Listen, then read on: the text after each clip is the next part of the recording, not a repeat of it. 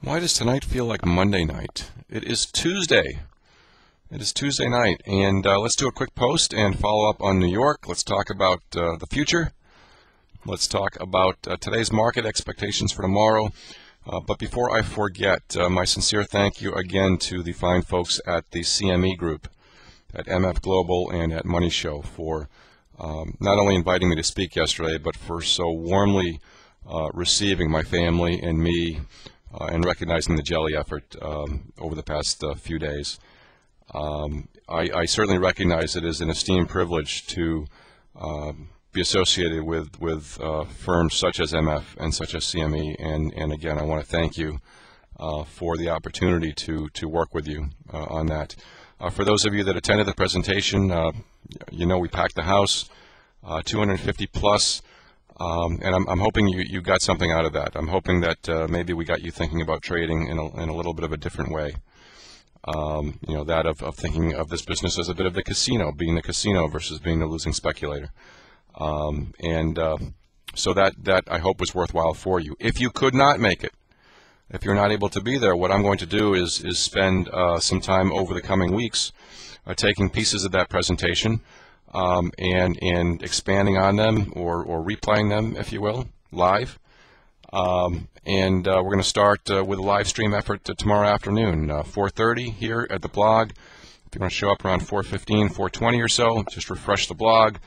Or you can go to the livestream.com/DonMillerTV, and that's usually playing a pre-recorded deal, but we'll go live at 4:30. So anyway, we'll do that. I think that'll be a great way for people to get some of the content who could not be here, as well as for the people that were at the presentation. It was a bit rushed.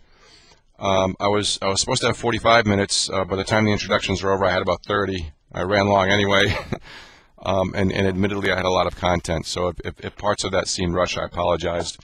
But I'm looking forward to continue to expand on that. So again, thanks to everybody out there.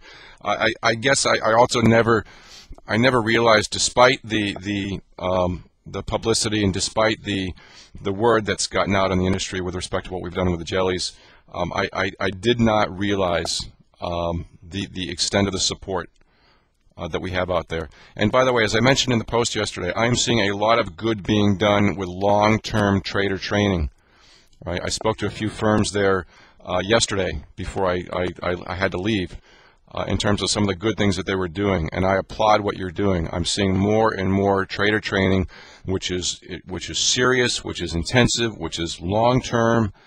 You know, there's a place for seminars and DVDs and weekends, but you know, you need the screen time, you need the experience, and you need to do that with people that know what they're doing. And so again, for those folks that are doing that sort of thing, I commend you, and I'm glad to see it. I think we've made great strides in this industry compared to what it was like, well, certainly in the late 90s and the early 2000s, when it was all about you know, chat room this and chat room that, and it's just great to see. So I think we're making some good strides. It's also nice to see what a lot of the brokers are doing.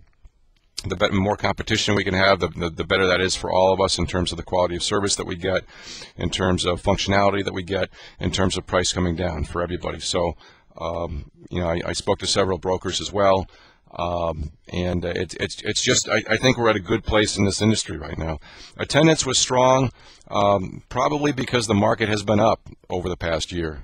You know, unfortunately, people still look at investing and trading in terms of you know, using bullish sunglasses, and so that's the tendency that we've always seen in this industry.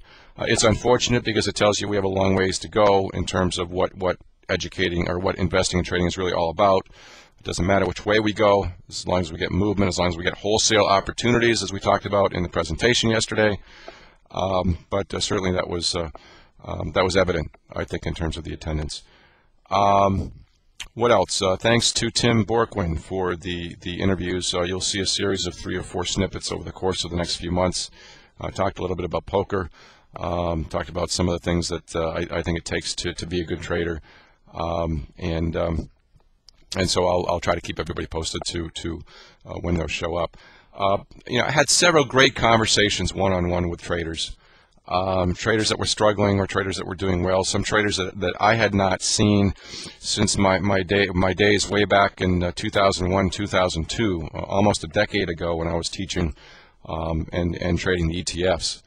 And it was great to see you folks.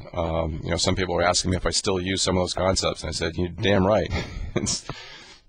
Things really don't change. You pretty much stick with something that works.